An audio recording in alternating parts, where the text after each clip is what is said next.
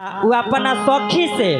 हाँ जी बड़ा सुंदर भाव में कहतरी बड़ा सुंदर भाव में कि शिव जी के पूजनी कुआरे में हाँ हाँ अरे भइले ललन भोरहारे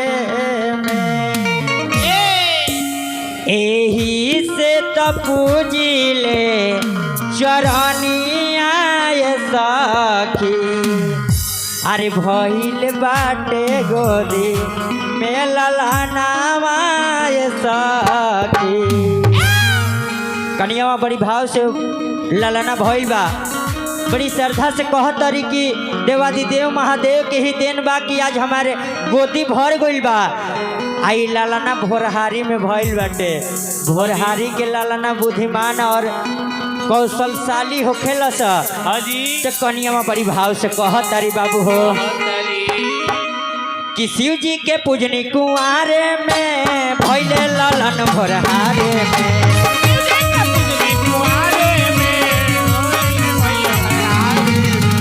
शिव जी के पूजनी कुआरे में भइले ललन भोरहारे में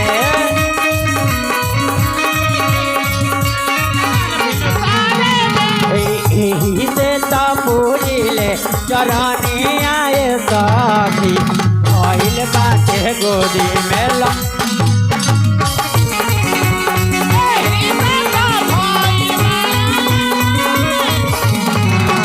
भइल बाटे गोदी में सुगाना आए सखी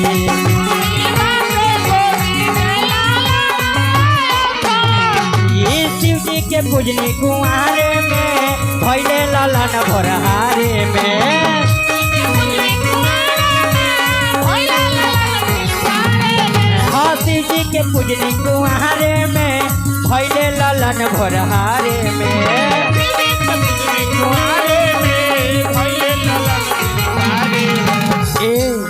हई चली हमार माई के तरफ से देखी आशीर्वाद आई हाँ जी ये आशीर्वाद ना हो ई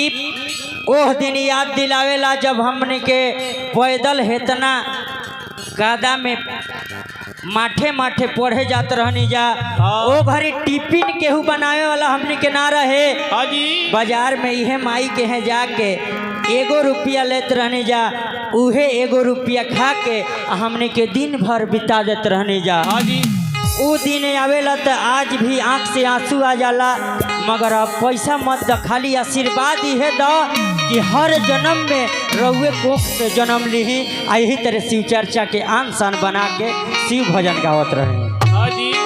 मगर एक सखी कहतरी बाबू हो कि शिव जी के पूजनी कुआरे में भइले ललन भोरहारे में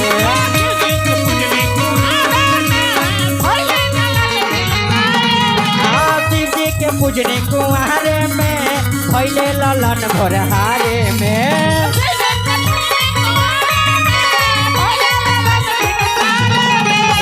एही से त पूजिले चरनावाए सखी भइल बाटे गोदी में ललनावाए सखी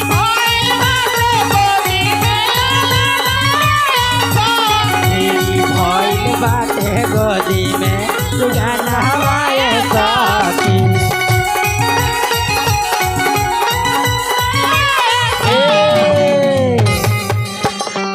और उ सखी जानतरू का कहतरी का कहतरी कि बबुआ के भाखल बा भारा हो